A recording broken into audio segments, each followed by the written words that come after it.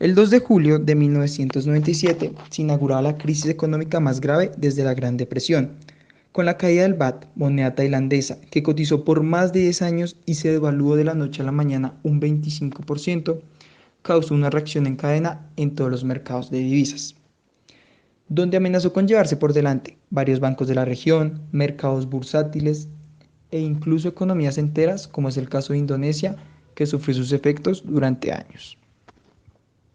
El FMI, fundado precisamente para prevenir y manejar estas crisis, en su intento de aliviar el problema, solo empeoró la situación, y esto llevó a que muchos países se replantearan su papel y gran parte de sus políticas económicas, ya que estas solo agravaron la recesión, que consiste en el ciclo económico en que la actividad económica se reduce, disminuye el consumo y la inversión y aumenta el desempleo. Las iniciativas de liberalización financiera y de los mercados excesivamente rápidas probablemente fueron la causa más importante de la crisis.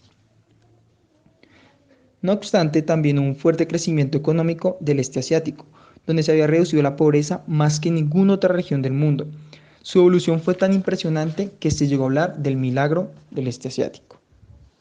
El FMI y el Tesoro de los Estados Unidos solo lanzaban críticas de corrupción a la gran hazaña asiática. La razón era obvia, los países habían tenido éxito a pesar del hecho de no haber seguido los dictados del consenso de Washington sobre políticas económicas. Pero ¿cuál fue el método asiático?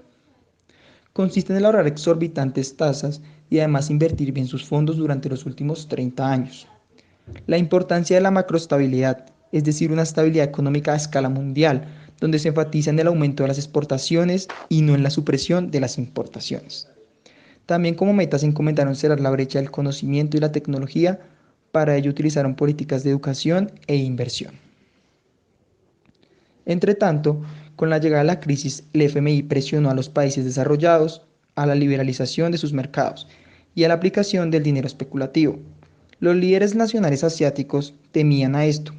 Ellos sabían frenar el efecto dominó de la crisis, pero si implementaban estas políticas, el FMI las emprendería contra ellos.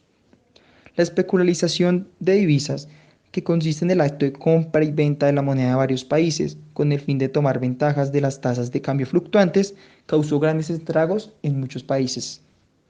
El primero en sufrir estas políticas fue Corea del Sur, seguido por Tailandia, donde el cambio de divisas, al comenzar a comprar y vender en dólares por medio de una convertibilidad de la moneda, empezó a decaer, empezó a perder fuerza su moneda en la región, y el dólar ganaba y se beneficiaba de esta convertibilidad. La idea de terapia de choque del FMI, inyectando vastas sumas de dinero como especie de salvación, el recorte del gasto público, la privatización, el aumento de los impuestos y la liberalización del mercado, no causaron buenos efectos. Los programas con todas sus condiciones y todo su dinero fracasaron. El propio FMI se ha transformado más que en parte del problema de los países que la solución. Mientras que el este asiático pudo soportar la crisis, el FMI fue la perdición para los países en desarrollo, donde solo se había beneficiado el Tesoro Nacional de los Estados Unidos como accionista mayoritario del FMI. La crisis no cesó, por el contrario, debido a la insistencia del Fondo Monetario Internacional y del Tesoro de los Estados Unidos en la liberalización financiera y de los mercados de capitales de manera inmediata, la crisis se agudizó. El Fondo Monetario Internacional ya había tratado crisis en América Latina, donde se presentaban problemas que hacían tambalear la economía por un gasto público desbocado y por falta de estructuradas políticas monetarias. América Latina padecía de elevados niveles de inflación, al igual que de elevados déficits. La cura consistía en reducir el exceso de la demanda, a diferencia del este asiático, que padecía, por el contrario, de una insuficiencia de la demanda. El Fondo Monetario Internacional, confiado de sus supuestos exitosos programas anteriores, diagnosticó mal al este asiático y le aplicó la cura que no debía. La crisis del Estado asiático, como un virus, se fue contagiando de un país al otro y el Fondo Monetario Internacional fue el conductor de la propagación de dicho mal con su insistencia en las políticas contractivas que generaron la transmisión de la recesión en el este asiático, donde cada país importaba menos de sus vecinos y se debilitaban mutuamente.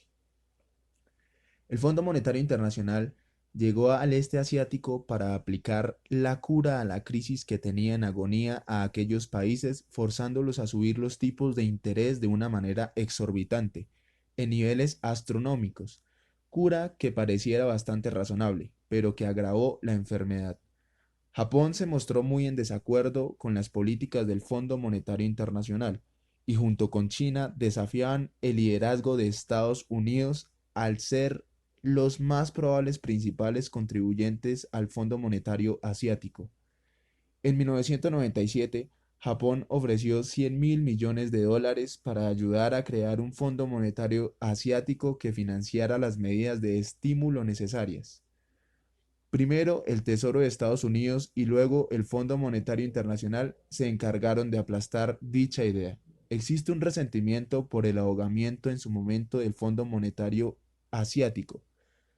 3 años después de la crisis, los países del este asiático conformaron una idea más modesta de dicho fondo, bautizándola con el nombre de una ciudad del norte de Tailandia donde fue lanzada.